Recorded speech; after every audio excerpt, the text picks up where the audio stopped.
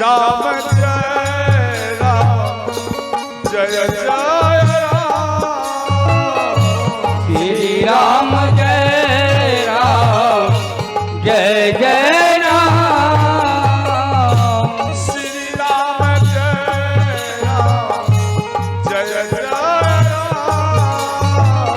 श्री राम जय राम जय जय राम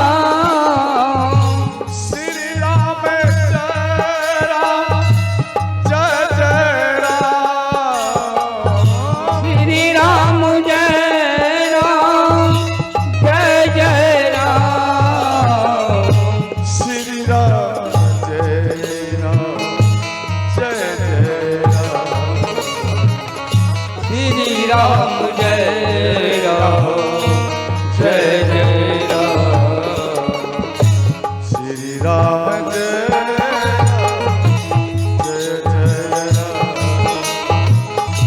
श्री राम जय राम जय जय राम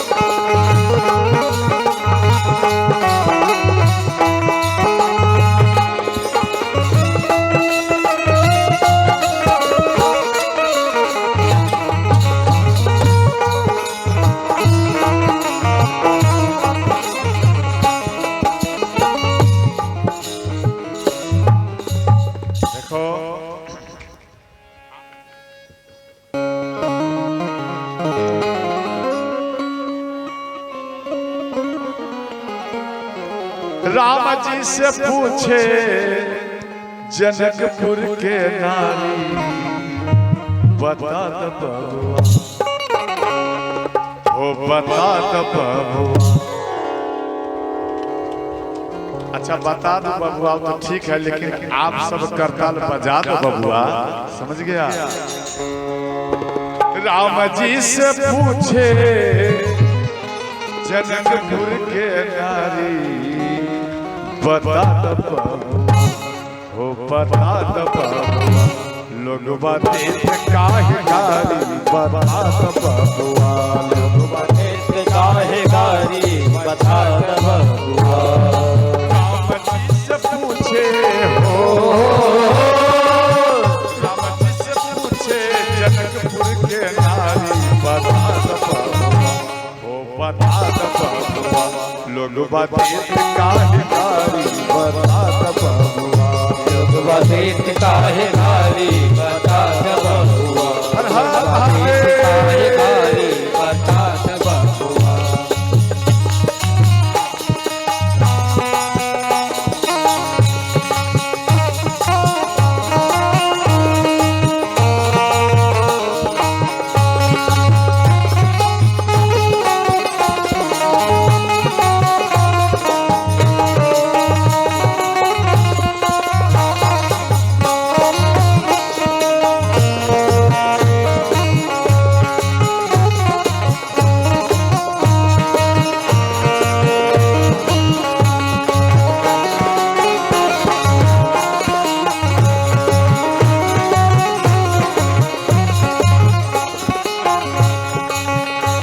से पूछूं मैं आहो धनुषधारी तोहरा से पूछूं मैं अहो धनुषधारी तोहरा से पूछूं मैं अहो धनुषधारी तोहरा से पूछूं मैं अहो धनुषधारी।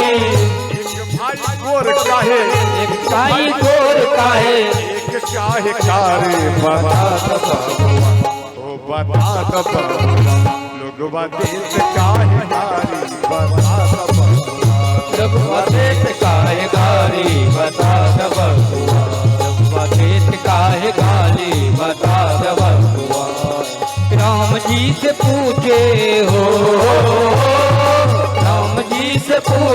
जनकपुर के नारी बता द बबुआ बता द बबुआ लोगवा देख काहे गाली बता द बबुआ लोगवा देख काहे गाली बता द बबुआ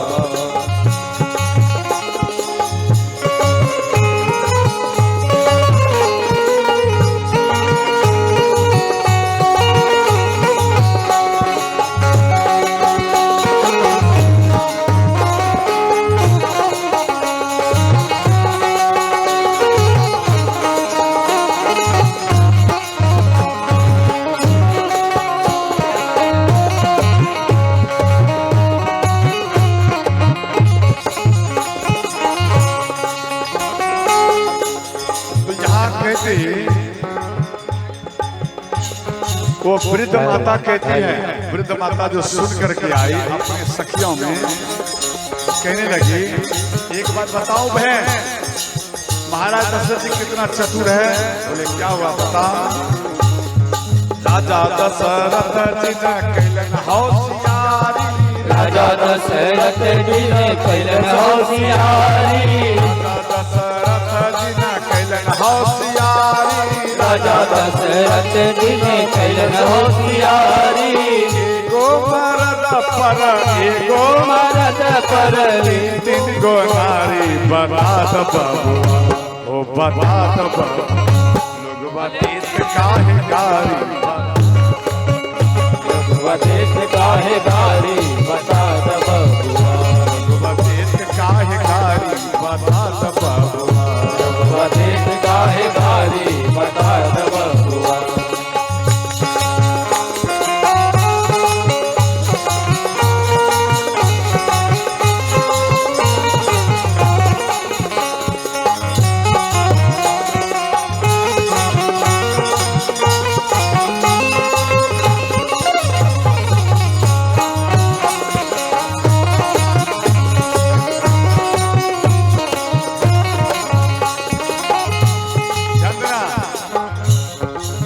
जरा पलट कर देखो, बाबा के पास में दाढ़ी है, दाढ़ी है ना?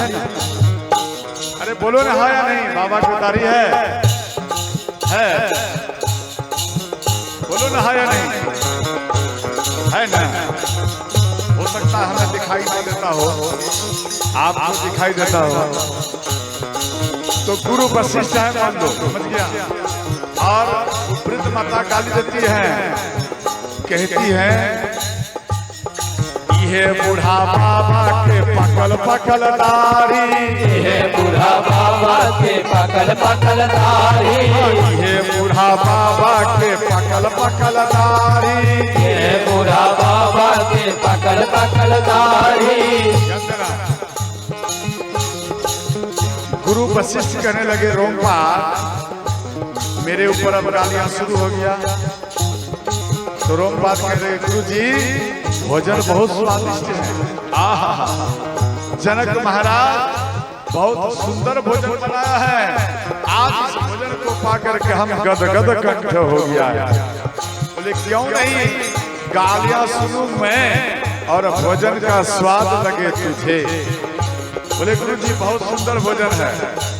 ये बरातियों में एक आदत बनता है, गालियां दो तो खुश और नहीं दिया गालियां तो ये भोजन भी बेकार का लगता है।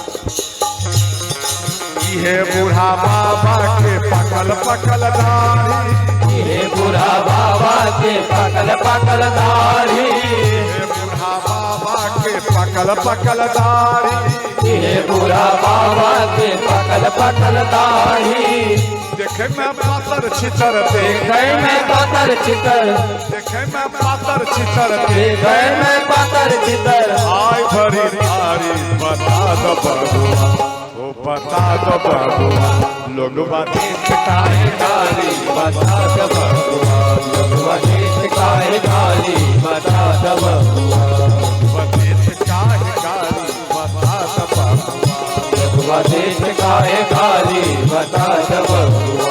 अब क्या तेरा माँ सीता की जो भाभी थी सिद्धि लक्ष्मी निधि पत्नी, वो कहती है राम को हे राम कहती न सिद्धि लता मन में विचारी सिद्धि लता मन में विचारी सिद्धि लता मन में विचारी सिद्धि लता मन में विचारी हम सब लागै छी तोहर हम सब लागै छी तोहर हम सब लागै छी तोहर हम सब लागै छी तोहर सरहोज सारी बता द बबुआ ओ बता द बबुआ लोगवा देख काहे गाली बता द बबुआ लोगवा देख काहे गाली बता द बबुआ लोगवा देख काहे गाली बता द बबुआ लोगवा देख काहे गाली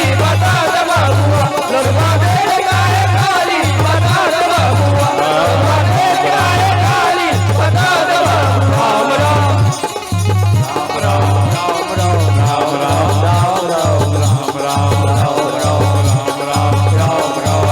गली में सरयू किनारे में राम घाट में सीता घाट में लक्ष्मण किला में भरत पेरी में राम पेरी में राम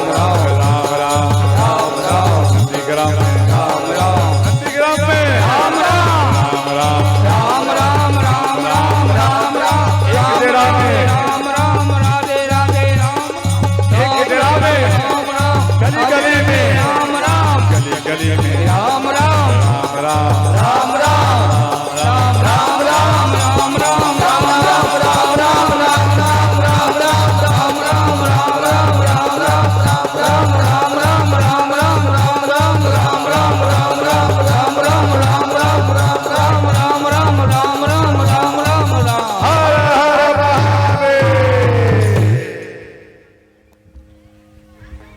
लोगवा देत काहे गारी बता द बबुआ। तो ध्यान देना, इस प्रकार से गालियां देते रहे और बरातियां भोजन करते रहे। देखो मेरी भैया, समझ गए? तो ध्यान देना, इस प्रकार से गालियां देते रहे और इसके बाद ध्यान देना, तो श्री महाराज दशरथ जी डेली आते थे। अब विदाई की ओर हम लोग चलते हैं। बोलो जनक नंदिनी सीता मैया की जय हो। बोलो अयोध्या सरकार की जय हो।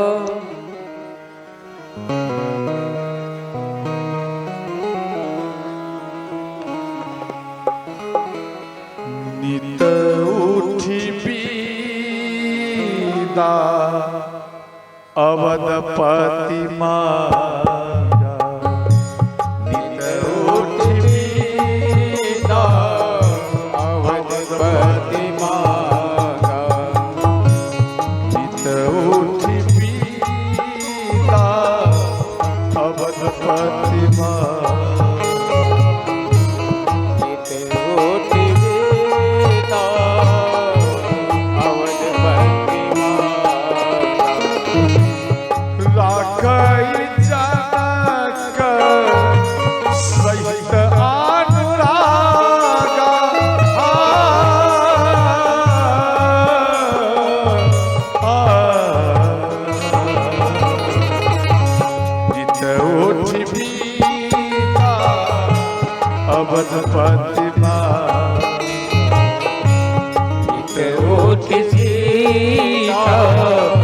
अवधपति अवधपति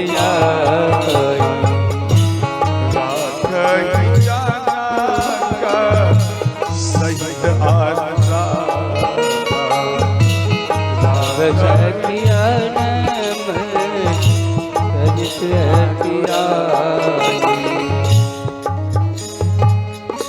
श्री राम जय राम जय जय राम,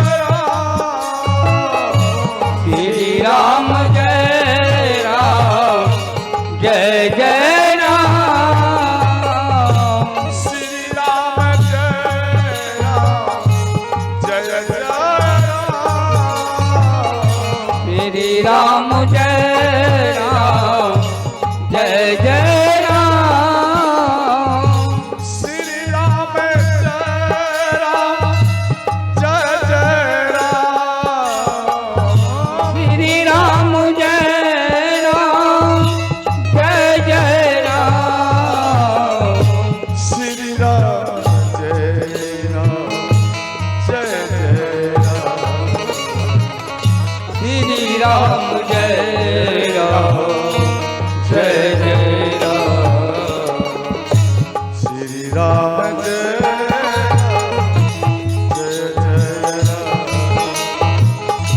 श्री राम जय राम जय जय राम।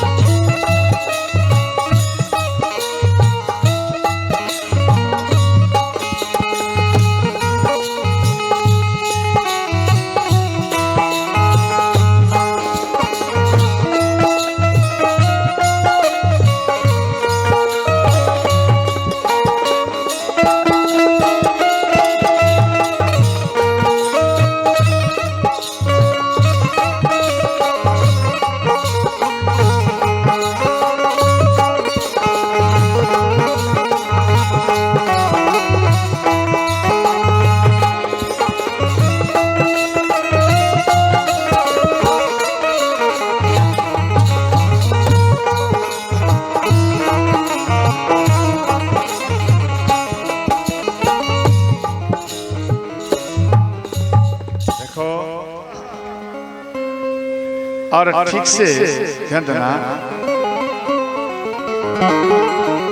मरवा से आपकी बेटी बाहर भी नहीं आई, कई नियम अभी बाकी है। और तुरंत लड़का के पिताजी सामने आ जाए, अरे कहाँ है, जल्दी में आप अपनी बेटी का विदाई करो। देखो, एक वो माँ है जो सुबह से लेकर दिन भरी काम की, रात में बराती आया, रात भरी काम की, और वो समाज का व्यक्ति, और वो घर के माँ और पिता, और जैसे ही समधी साहब आते हैं कि हमको विदाई कर दीजिए बेटी का, देखो जब तक आप अपनी बेटी का विवाह नहीं किया था,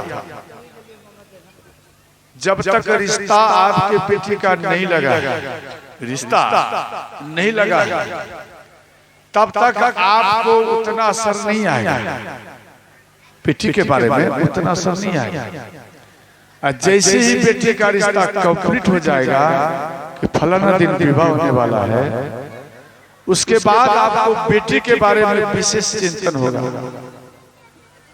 जो हमारी बेटी अब 10 दिन रहेगी, 15 दिन रहेगी, इसके बाद ये हमारी बेटी हमारे घर को छोड़ करके अपने पियर घर को चली जाएगी। इस प्रकार से ध्यान देना, इस प्रकार से आप विचार करते हैं, और आपकी बेटी को जब मालूम पड़ जाता है कि अब हमारे विवाह हो जाएगा और अपने पिता के घर को हम छोड़ करके चली जाओ। देखो, एक आपकी बेटी अकेली है, आपके घर में आपकी बेटी बचपन से लेकर बड़ी अपने परिवार के बीच में लालन पालन पोषण किया गया, और वही बेटी आज जब बड़ी हो गई, उसी बेटी को आप क्या करते हैं, विवाह करते हैं, और वही बेटी अकेले, ध्यान देना, विवाह करने के बाद में वो दूसरे के घर में जाती है अकेली। क्या उसके पास में कोई जाते हैं? कोई नहीं जाते। और यहाँ महाराज दशरथ जी महाराज जनक जी को कह रहे हैं, हे महाराज, आप अपनी बेटी को विदाई कर दीजिए। तो महाराज जनक जी ध्यान देना, आंख भर आए और रोने लगे और अपने समधी साहब को हाथ जोड़कर प्रणाम किए। हे महाराज, इतना दिन रह गया, कुछ दिन और देखो, पिता को कितना भी कर्ज हो, पिता को कितना भी कर्ज हो, लेकिन वो कभी पीछे नहीं हटते। भोजन करवाने में और बेटी को धन देने में कभी पिता पीछे नहीं हटते। वो अपने जमीन जायदाद तक बेच देते हैं अपनी बेटी के सम्मान के लिए। और पिता हरदम ये चाहते कि मेरा ये कलेजे का टुकड़ा आज ही हमें छोड़ करके चली जाएगी और सदा सदा के लिए दूसरे घर में रहेगी, और मेरी बेटी कभी भी कष्ट में ना रहे। देखो, महाराज जनक जी चरण पकड़ लिए कि हे महाराज, आप इतना दिन रह गया, थोड़ा दिन और रह जाए। इस प्रकार से रोकते थे डेली। और जब इस प्रकार से काफी समय हो गया, नित्य उठी विदा अवधपति मांगा, डेली सुबह उठ करके विदा मांगते थे। और गुरु सतानंद मुनि, गुरु वशिष्ठ, गुरु विश्वामित्र और महाराज दशरथ, ये सब मिलकर जनक महाराज के पास में आए और कहने लगे, महाराज अब आप अपनी बेटी सीता को विदाई कर दीजिए। तो सभी संतों के बात को काट नहीं पाए। महाराज जनक जी बोले, ठीक है, हम अपनी बेटी को विदाई कर देता हूं। और महाराज दशरथ जी ध्यान देना, ये बात पूरे जनकपुर में फैल गया।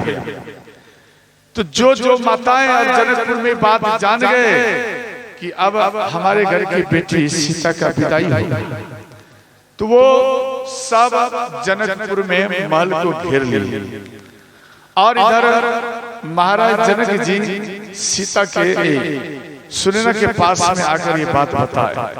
सुनैना माता रोने लगी और सीता सुनैना माता जब रोने लगी तो सीता को उठाकर अपना गोदी में ले ली। सीता 12 वर्ष की, भगवान राम 21 वर्ष के, और सीता को अपनी गोदी में लिए और कहने लगे कि बेटी, आप हमें छोड़कर आप ससुराल आप जाएंगे। बेटी, ये आपकी माँ का आवाज है। पहले बेटी ध्यान देना, अपने अपने बच्चे को इस प्रकार से ज्ञान देना करो। पहले बेटी तुझे एक माँ थी और एक पिता था, मात्र 2 थे। जिम्मेदारियां एक थी, और आज के डेट में बेटी जब विवाह हो गया है तो अब आपकी जिम्मेदारी 2 हो गया, अर्थात 2 पिता हो गया और 2 आपको माँ हो गया है। और इन दोनों माँ और दोनों पिता का आपको सम्मान करना है। इसलिए बेटी, आपसे निवेदन है कि आप इन दोनों पक्षों को आप कैसे रखोगे, ये आपके हाथ में है बेटी, ये मेरे हाथ में नहीं है।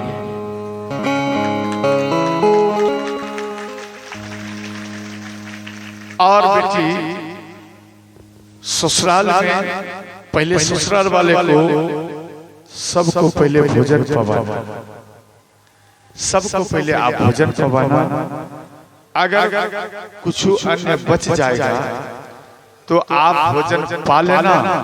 अगर नहीं बचेगा बेटी तो एक काम करना, 1 गिलास गरम जल बना लेना, गरम जल, और उसमें थोड़ा सा नमक डाल देना और अपने पति का याद करके उन जल को पी जाना और बेटी सो जाना। लेकिन किसी के पास में मुख को मत खोलना बेटी। इस प्रकार से एक माँ एक बेटी को ज्ञान दे रही है। माँ रोने लगी, माँ रोने लगी, बेटी रोने लगी। बोले, माँ क्या हमें ससुराल में भूखे सोना पड़ेगा? जो बेटी, ध्यान देना, जो बेटी आपकी सुबह उठते ही बेटी भोजन पाती थी, अपने माँ के आंचल में खेलती थी, अपने नगर में खेलती थी, अपने आंगन में खेलती थी। आज वो बेटी आपके आंगन को, आपके घर को छोड़ के जा रही है। और ससुराल में किसी दिन अगर भोजन नहीं मिलेगा तो गर्म जल पी करके रहना पड़ेगा। माँ क्या इतना कठोर तपस्या करना पड़ेगा? माँ सीता रोने लगी और आपकी बेटी भी रोती है। और देखो बेटी इतना रोने लगी तो यहाँ इतने में राम आ गए। जैसे ही राम आए तो राम माँ सुनैना के चरण में गिर गए और हाथ जोड़ लिए, चरण पकड़ बोले माँ ये राम आपसे विदा मांग रहा है माँ। तो माँ सुनैना हाथ जोड़ ली, बोले हे राम हमें पता नहीं पूरा जगत आपको भगवान कहता है, लेकिन हमको ये मालूम नहीं है, लेकिन आप हमारे दामाद हो, हमारे बेटा हो। हाथ जोड़कर विनती है राम मेरी बेटी सीता मानो किसी प्रकार की मानो त्रुटियां हो जाए, किसी प्रकार का गलती हो जाए। माँ जो होती है माँ, वो माँ और पिता अपने बेटे की खुशी के लिए वो अपने दामाद के भी चरण को पकड़ लेते हैं। पिता वो अपने दामाद के चरण को पकड़ लेते हैं।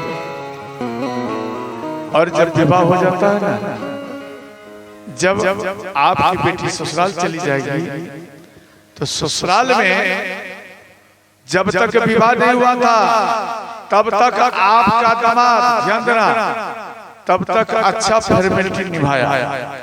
और जैसे ही सिंदूरदान हो गया उनका दिमाग पलट गया।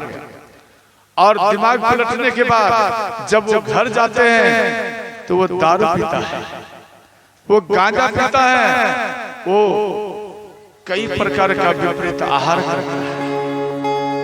और उसमें आपकी बेटी अंकुश लगाई कि हे प्राणनाथ आप दारू मत पीजिए, और दारू पीने से सेहत के लिए हानिकारक है, आप दारू को त्याग कीजिए। आप जैसे ही ध्यान देना आपकी बेटी अपने पति को जैसे ही यह बात समझाएगी तो आपका दामाद क्रोध में आता है, और क्रोध में आकर आपकी बेटी के केस को पकड़ लेता है, और वो केस को पकड़कर घसीट कर आपकी बेटी को मारता है। और वो बेटी फिर भी मुंह नहीं खोलती है, वो अपने पति का पिटाई खा खा सहन करती है।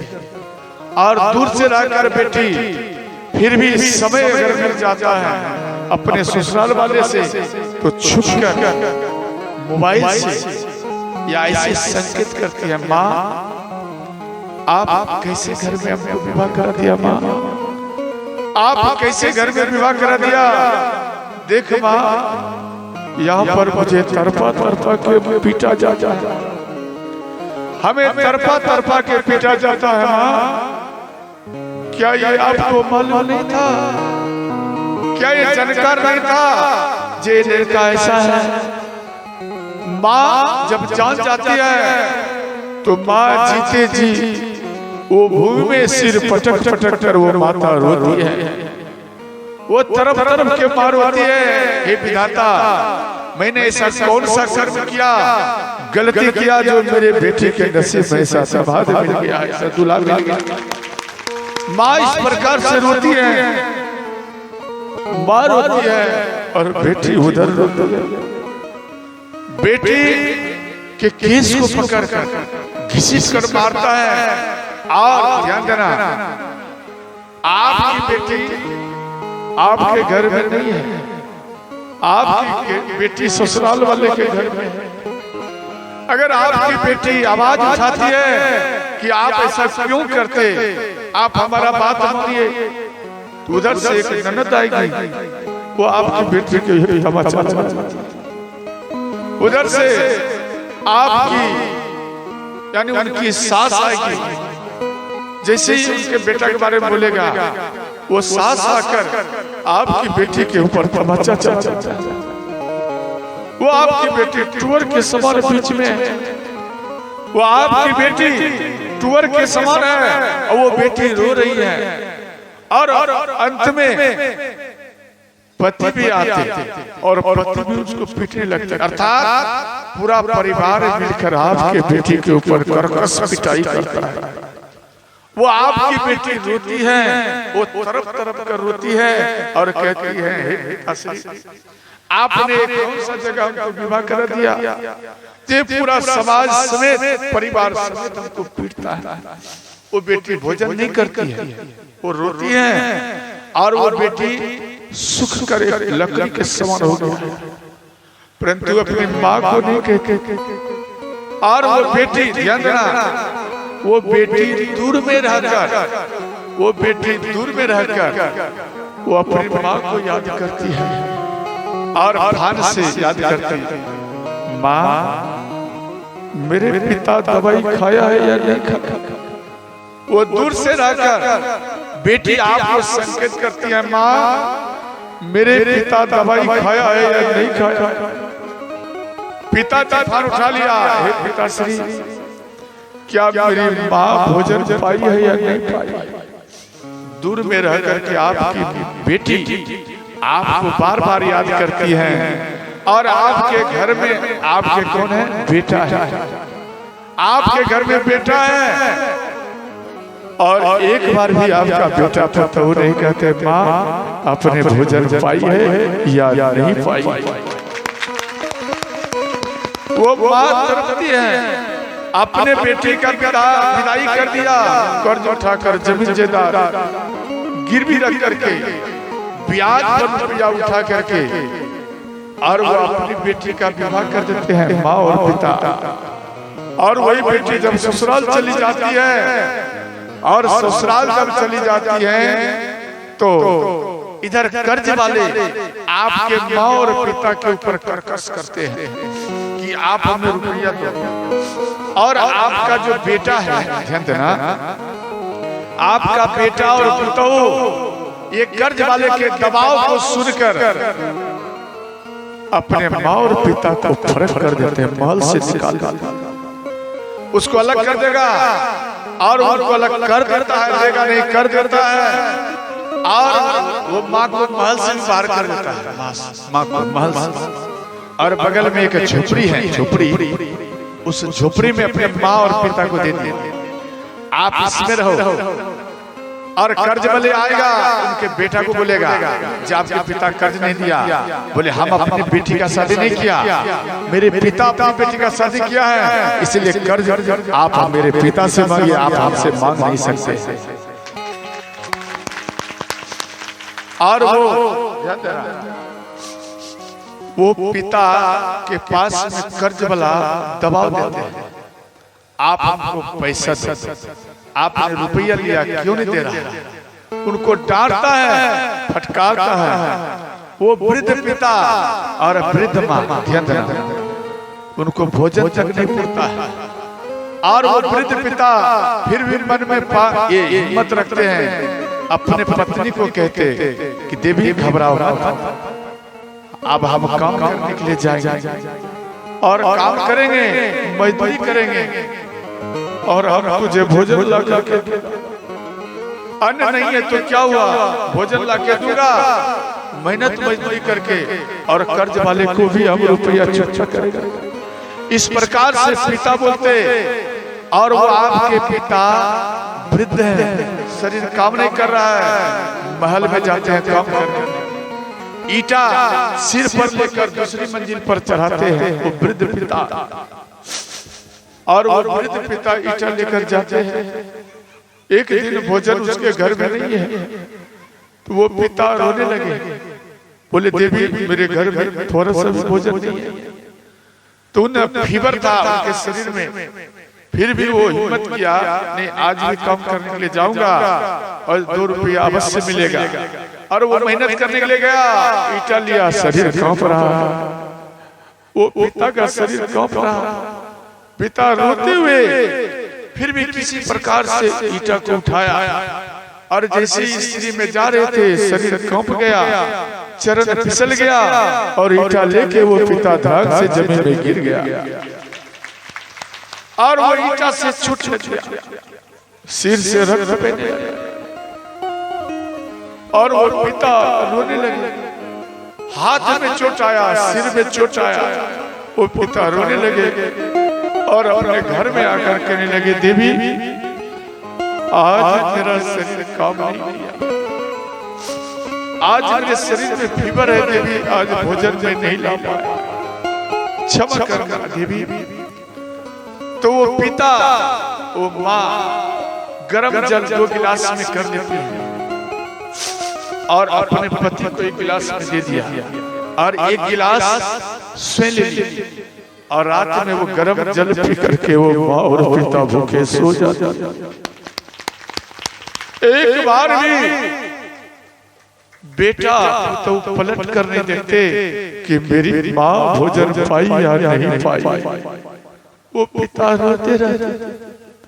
और वही बेटा और पुतौ नवरात्र किया, दुर्गा पूजा का नवरात्र किया और उन नवरात्र में ध्यान देना, वो नवरात्र में 9 दिन तक भूखे रही, बेटा भी भूखे रहे और जब 9वां दिन बीत गया तो 9 कन्या को लाया गया और 9 कन्या के चरण को पखार लिया।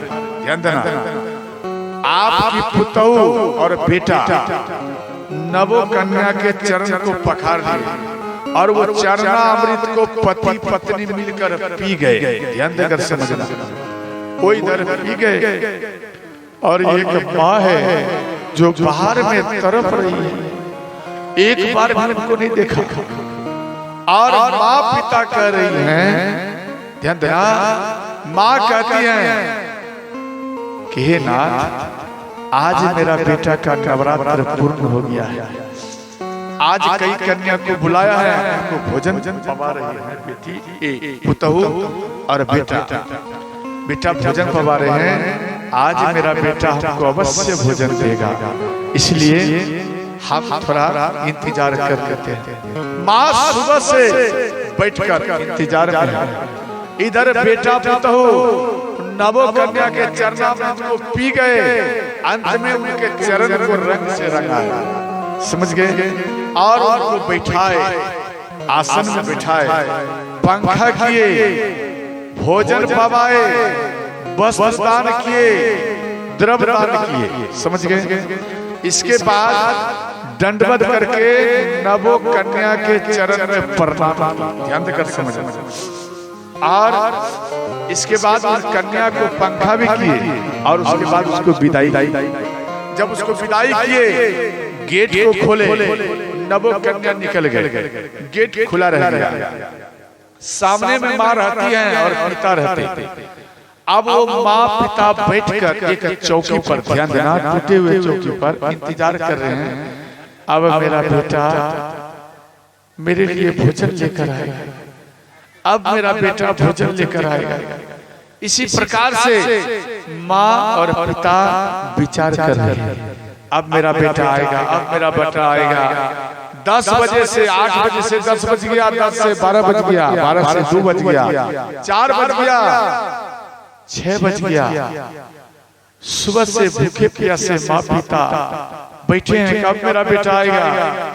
जब 8 बज गया, माँ और पिता देखते रहे और अंत में वो पुतहु और बेटा माँ और पिता को देखकर वो किवाड़ को बंद कर लिया।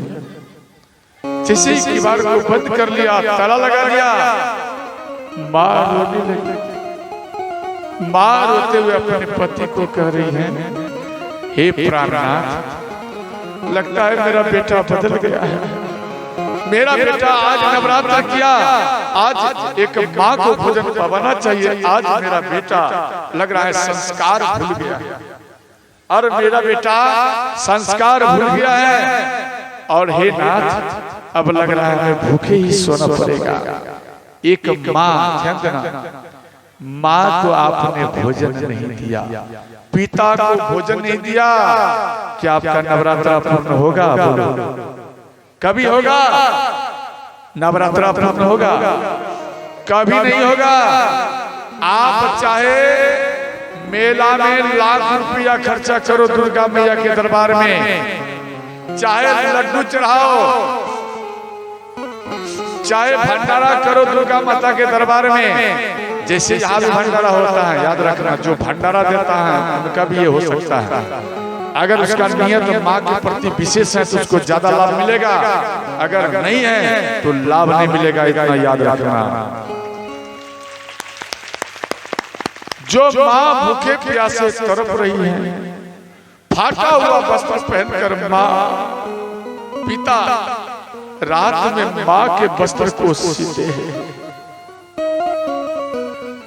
और उनके वस्त्र को सीते हैं, और पिता का भी कुर्ता फट गया, धोती फट गया, फिर भी उनके अंदर में सामर्थ्य नहीं है, क्यों? कर्ज वाला का दबाव है, ये खरीद नहीं सकते, और वो पिता और माँ रोते रहते हैं। याद रखना, आप चाहे भंडारा कराओ, चाहे गरीबों को आप भोजन कराइए या अमीरों को भोजन कराइए, अगर और माँ दुर्गा के दरबार में जाकर नवरात्रा कीजिए, माता टेकिए, नारियल फोड़िए, नवो कन्या का पूजन पाठ करिए, ये सब करने से माँ दुर्गा प्रसन्न नहीं होगा। सबको याद रखना,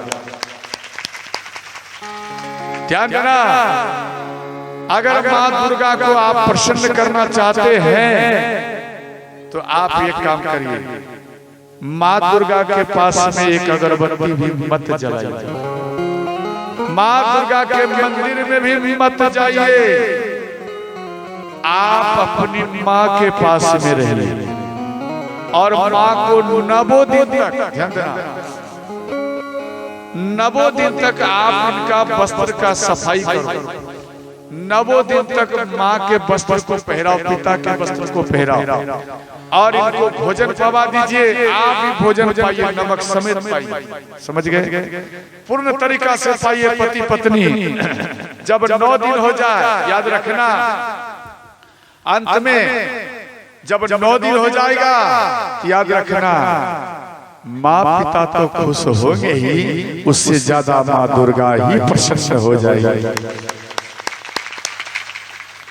जो पावर, जो आशीर्वाद माँ दुर्गा नहीं दे सकती है कभी, याद रखना, वो आपकी माँ और आपके पिता आपको वो आशीर्वाद प्रदान करें। इसलिए माँ के चरण में झुको, झुकना है तो माँ के चरण में झुको।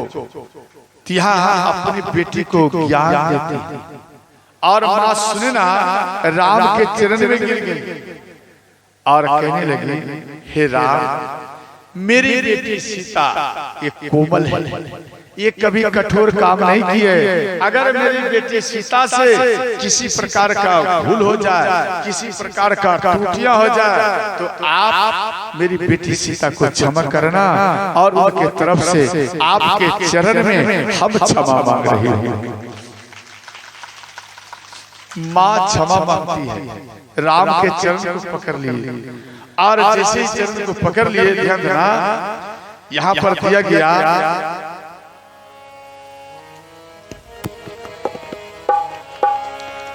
अस कही रही चरण कही रही, अस कही रही चरण कही रही, पंकज हीरा समा, प्रेम पंकज हीरा चिराई, राम पिता गतकार चोरी, राम पिता गतकार कोई, कीन प्रणाम बहोरी बहोरी, कीन प्रणाम होरी बोरी, कीन प्रणाम बहोरी बहोरी।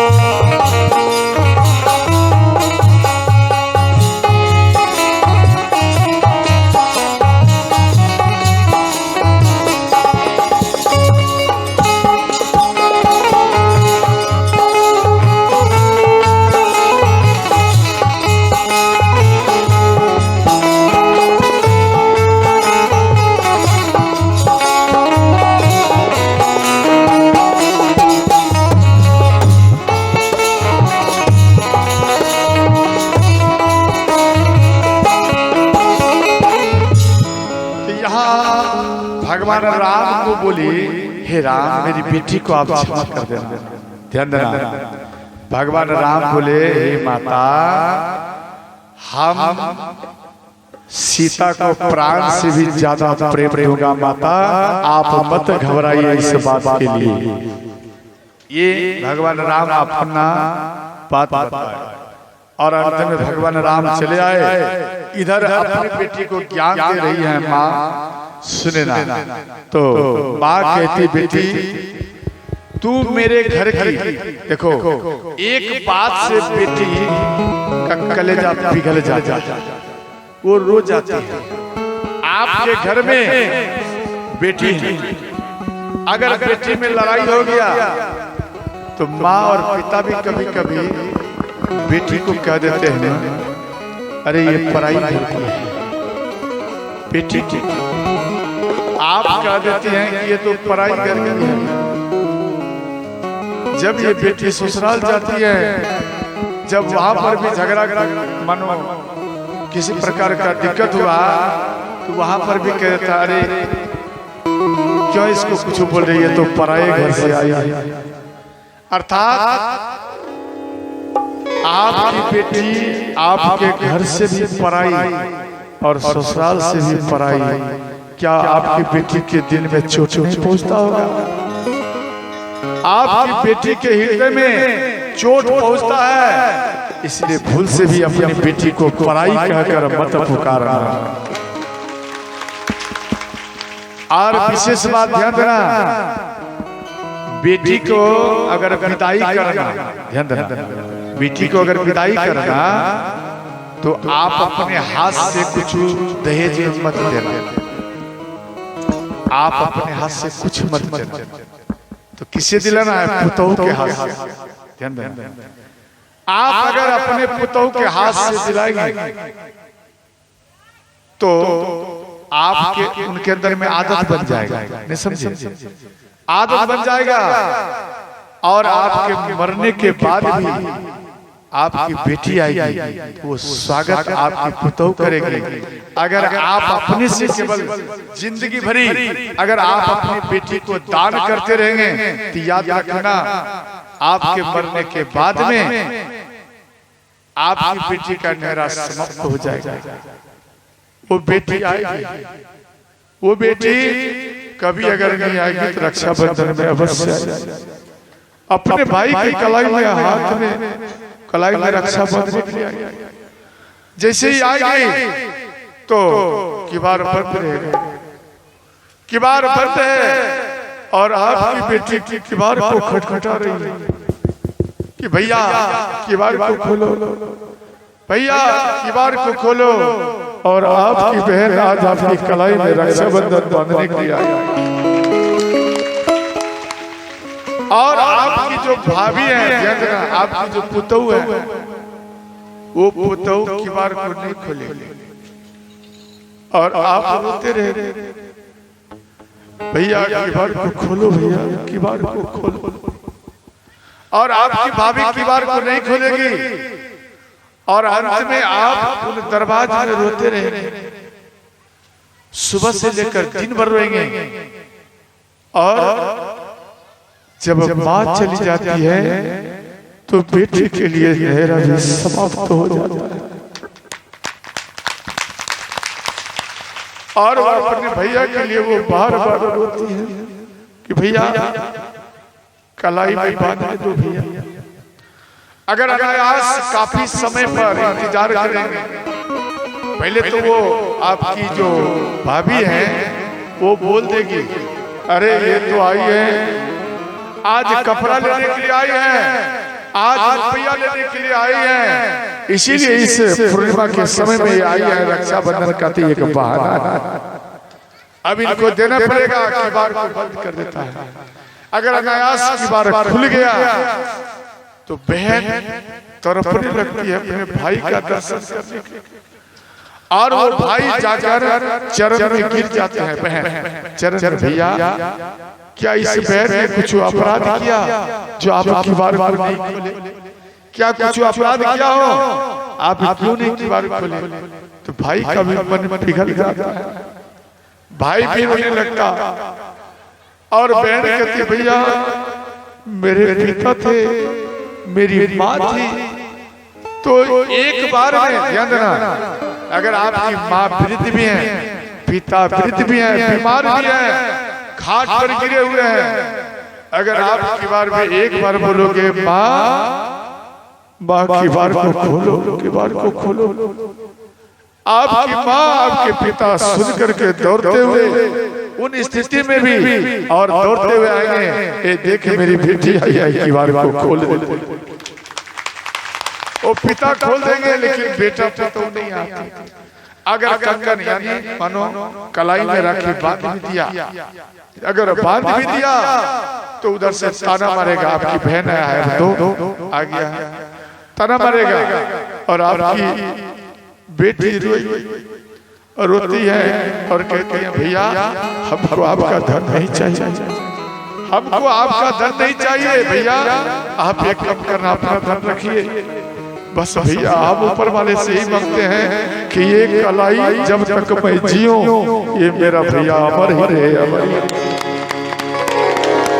एक बहन इस प्रकार से भाई के लिए दुआ मांगती है, आशीर्वाद मांगती है और बिना साड़ी पहने बहन उन घर से निकल जाती है अपने ससुराल की ओर।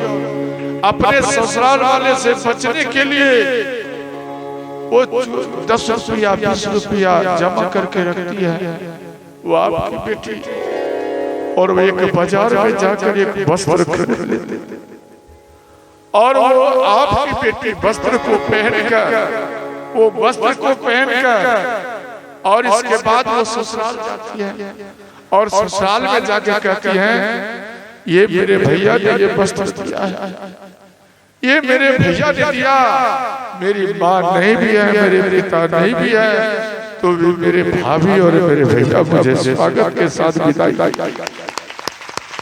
आपकी बेटी आपके मान को कभी घटने नहीं देता है, वो इतना तत्पर आपकी बेटी रहती है, लेकिन बेटा एक झलक भी आपके सम्मान को नहीं रखते हैं, आपके सम्मान को बरकरार नहीं रखते और आपके मान को और घटा देते हैं। और यहाँ माँ कहती है बेटी तू मेरे घर की लक्ष्मी है, बेटी तू मेरे घर की लक्ष्मी है, तू मेरे आंगन की तुलसी है, बेटी जा बेटी जा। तू लक्ष्मी मेरे आंगन की,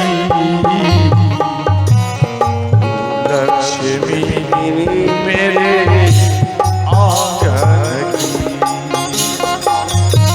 तू लक्ष्मी मेरे आंगन की, तू लक्ष्मी मेरे आंगन की। जा बेटी घर साजन की, जा बेटी घर साजन की, तू तुलसी मेरे आंगन की, तू तुलसी मेरे आंगन की।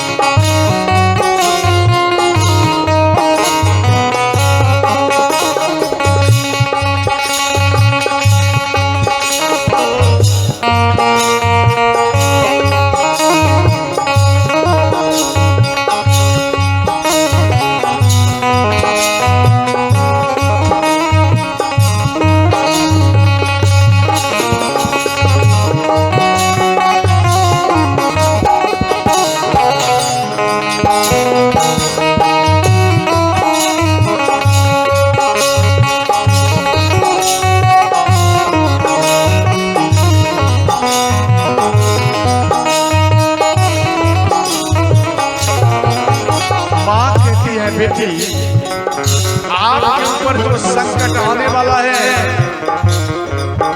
बेटी विधाता से मैं मांग रही हूँ। पिता भी कहते बेटी आपके ऊपर जो संकट आने वाला है, विधाता से मांग रहा हूँ कि मेरी बेटी के ऊपर संकट नहीं आवे। जो संकट आने वाला है वो मेरे ऊपर आ जाए, मेरे ऊपर आ जाए, लेकिन मेरी बेटी के ऊपर संकट नहीं आवे।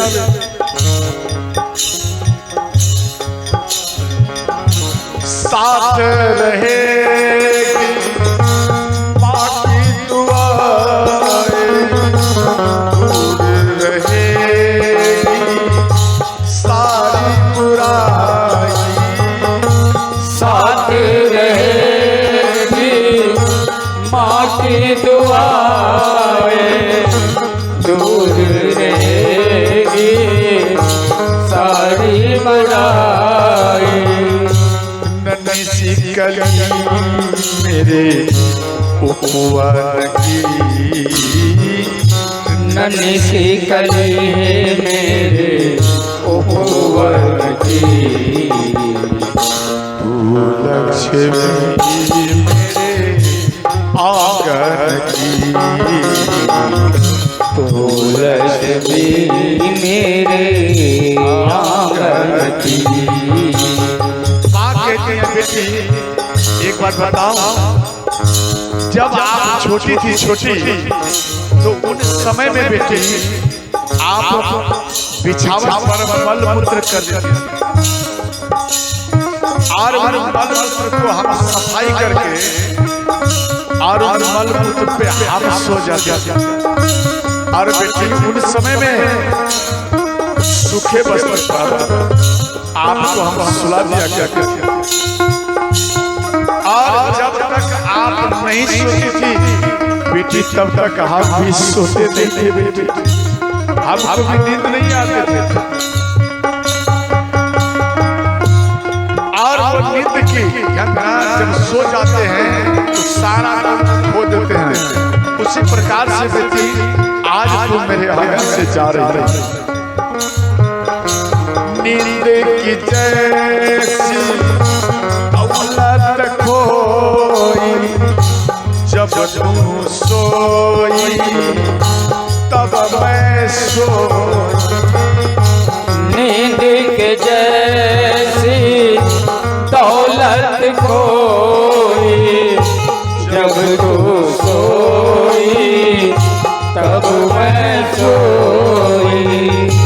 ये तो कहानी तेरे बचपन की, ये तो कहानी तेरे बचपन की।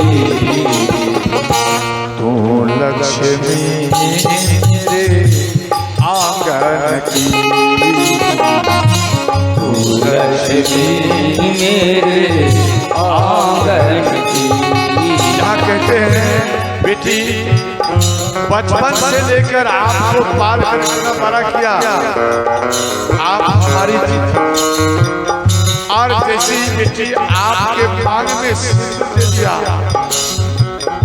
जैसे आपको सिंदूर दे दिया, अब आप हमारी नहीं। देखो आप बेटी के विवाह करने के बाद में जब आप ससुराल जाएंगे, उनकी ससुराल कि आप मेरी बेटी को विदाई करेंगे, विदाई लेते ना वापस घर में जाएंगे लेकर बेटी को, तो आपके जो समधी हैं, आपके जो दामाद हैं, वो आपके पास में आकर खड़े जवाब देगा, यानी कठोर जवाब देगा। अरे जब आप अपनी बेटी का विदाई कर दिया, दान कर दिया, तो आप अपनी बेटी से क्या लोगे? देखो पिता इतना कर्ज किया, उतना कष्ट नहीं हुआ, और इस बात को लेकर पिता वो ध्यान से जमीन में गिर जाते और पिता रोने लगते हैं। जिस बेटी को मैंने बचपन से पाल कर इतना बड़ा किया, और जब सिंदूरदान हो गया, ये हमारी बेटी अब यही नहीं, अब ये हमारी बेटी नहीं है। और धक्का मार के उनको निकाल देते, आप जाओ यहाँ से।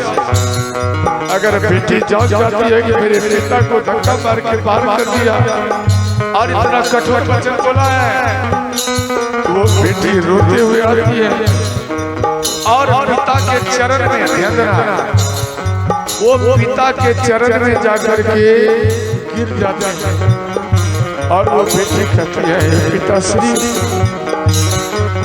आप हमको दान कर दिया है, आप अपनी बेटी को दान कर दिया है, इसलिए आपकी बेटी के ऊपर अब आपका अधिकार नहीं है, अब आपकी बेटी के ऊपर इन लोगों का अधिकार है। पिताश्री आप वापस घर चले,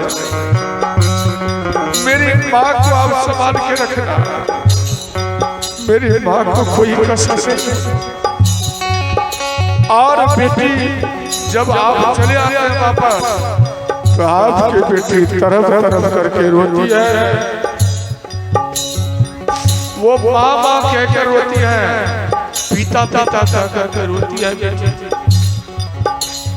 और आज वो बेटी आपकी नहीं है,